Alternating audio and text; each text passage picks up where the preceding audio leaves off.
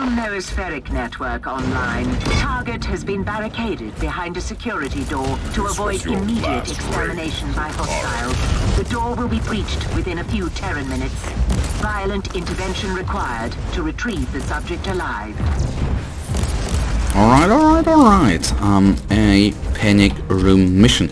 A little fun fact, a little side note here, is the panic room against Drukhari, at least in the beginning, or let's say it like the other way, when the Drukhari were first released, the panic room was one mission type I not very often played against them, because at least at the back in the days, back in the good old days, where we still had the power rating, it was very, for my character at least, with how it was equipped back in the days, to beat this mission in time to get to the or to the guy who is in the panic room in time. That very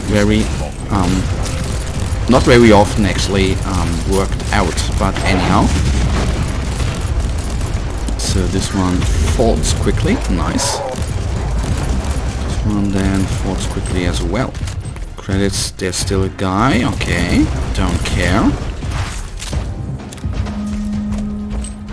Alright, I don't know why I turned around for 1,000 credits. Well anyhow, I did.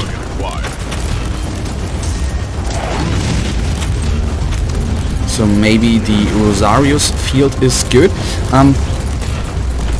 By definition, of course, the stun mines are, for me, more a defensive weapon, because you need to lure the enemy inside. Of course, the Rosario's field is, the force field there is a complete defensive weapon on the fourth side there. Okay, I jump into them. We should hurry up a little bit. I am afraid that we don't beat it because our target is going to be killed. One thing which has not yet happened here is, of course, at least on the war zones, I think, if I'm absolutely correct here, I have not yet missed a mission or failed a mission. That is the precise word I was looking for. So I don't know what is actually going to happen when we lose in this context here. Something I particularly don't want to find out, but something what might happen at one point anyhow. So that is one thing I think the stun mine is good for. If you know you are going in a group of enemies, then you can use it there for your advantage, because you know, well, I go into a horde. Target secured with basic organic functions intact. Reach the extraction zone for subatomic matter displacement. And if you go, if you know you have a group behind you, you can, use it and let them just walk into it. That's good. So I'm surprised. I've never seen those Cabal warriors, those normal Drukhari guys, to use their shielding at the same time. That was completely new to me, but fair enough. I can accept that, of course. So another Incubus, not the hardest of enemies to kill, especially here on this power level, so to say. So, come on. Do you know what I don't like with the shielding of those normal warriors? They are not the hardest warriors. Normally it takes one shot to take them down, but in the end, through the shielding, it's actually being delayed. So come on. Operation complete. Subject retrieved in adequate condition. A most unlikely achievement. End of log. And guys, we see us in the next mission. Until a second.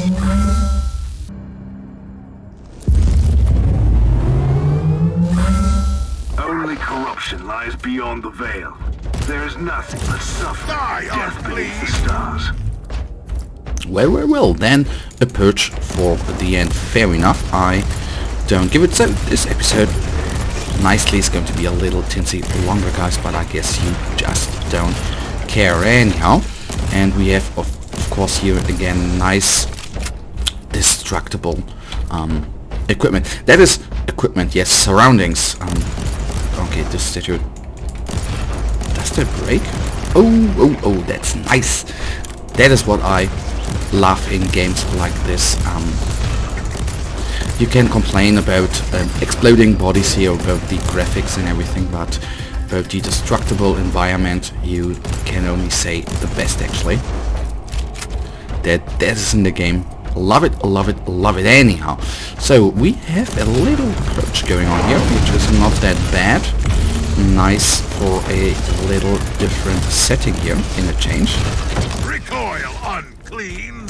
Okay, they are gone. Let me take down the damage dealer at first. That is always needed. Ooh, bomb gone there. The Balgrin falls first, I hope. These guys, I don't know why I hate them so much. I guess because of their little shielding there, which reduces even if you do large amounts of damage with your weapon, whatever weapon it is, whether it's a ranged or a close combat weapon.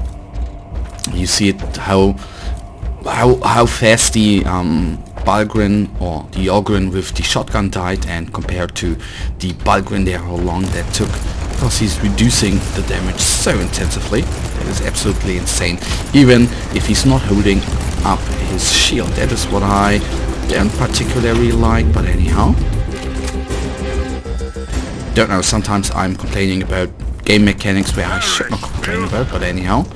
That's just the weird little psychic guys.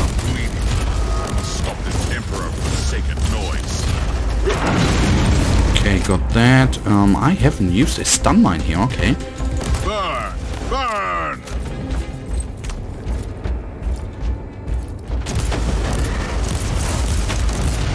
So they quickly fell, of course.